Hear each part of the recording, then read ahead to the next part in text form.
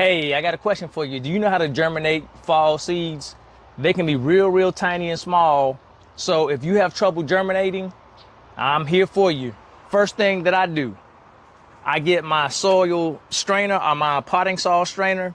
And once I'm ready, I lay it over my container and then I drop the potting soil on the top and I go back and forth and I sift through the soil. The soil goes through to the bottom of the container, and what's left on the top are the big chunks of the sticks and twigs, the mulch, and you want to get that out of the way because you don't want those teeny seeds being covered by that mulch. That right there is going to increase your germination, but we're not done yet. So once the soil goes to the bottom, then you scoop it up, and then you want to make sure that you pack it in tight so that there are no air gaps, because that can't be good for your plant once it comes up. You don't want it to fall through and drop. So you want to take your thumb and squeeze down to get all the air gaps out the way. Now, once you finish that, all you're going to do is take your seeds, and I've already done most the seeds in these trays. I just got to plant my kohlrabi, and then we're going to go to the next step. And the potting soil that I'm using is Happy Frog. I use Happy Frog because it has everything that my plants need. And if it needs to stay inside a little bit longer, then the Happy Frog is going to have the nutrients for it to stay alive for a long time. It's expensive, but it works. I don't have to worry about my plants dying because it has the fertilizer in it. And I'll drop a link in the description below if you want to take a look at it or purchase any of the Happy Frog material. All right, so I have kale and I have cauliflower, and don't forget to label your plants. Now, I'm gonna take the sprayer. This is gonna help. I'm gonna wet it down over top so that the seeds are nice and moist. Make sure I hit it real good.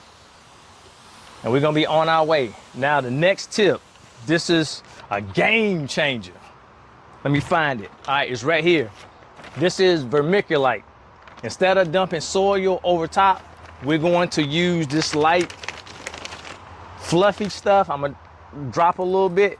It's real light, so just think about it. When I lay this over top, these seeds, when they're ready, they're gonna push right through this light, fluffy stuff.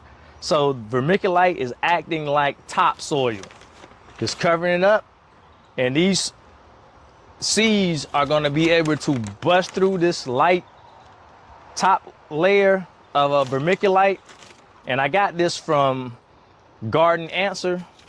She has been doing this for a while, and I just started maybe the beginning of this year, and it worked great.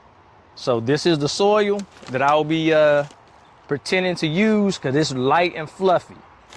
And I will drop a link in the description in case you want to try this, but it has worked wonders for me, and it keeps the moisture in as well, so you can't beat it. All right, we're almost done. I'm gonna show you what else I'm gonna do to it.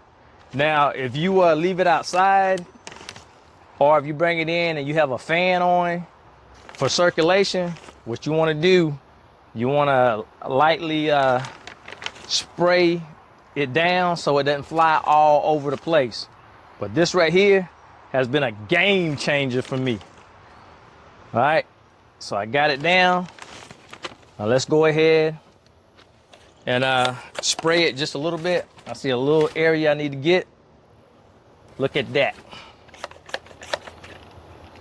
Now I'm gonna spray it down so it stays down. Now, moving right along to the next tip. All right, that's good enough. What you want to do, if you want your seeds to come up sooner, you can go ahead and put it over a heating mat. I'm going to still have this inside of my house. You can lay a heating mat up under the tray, and that should heat it up to get those seeds to germinate, or you can take it outside for an hour or two. But you want to make sure that it doesn't dry out. And when I water from now on, I'm going to take one of the cups out and water from the bottom the rest of the way, so that I don't encourage any disease or anything like that. But you can sprinkle cinnamon over top as well, and that will stop anything from growing. All right, so these are the tips that you need to know, and I got something else for you. If you come back tomorrow, I'm going to show you how to build one of these potting soil sifters. It's fairly simple to make, but it takes out all the stresses of having these thick mulch or wood chips covering up those tiny seeds, and it is going to be a game changer for you. So come back tomorrow, and don't forget, if you like the video, hit the like button, share it, and if you haven't subscribed, think about doing it, and I'll see you tomorrow so that you can learn how to make this easy sifter. It's a game changer. All right, just remember to grow something tasty, and I'll see you next time. Bye.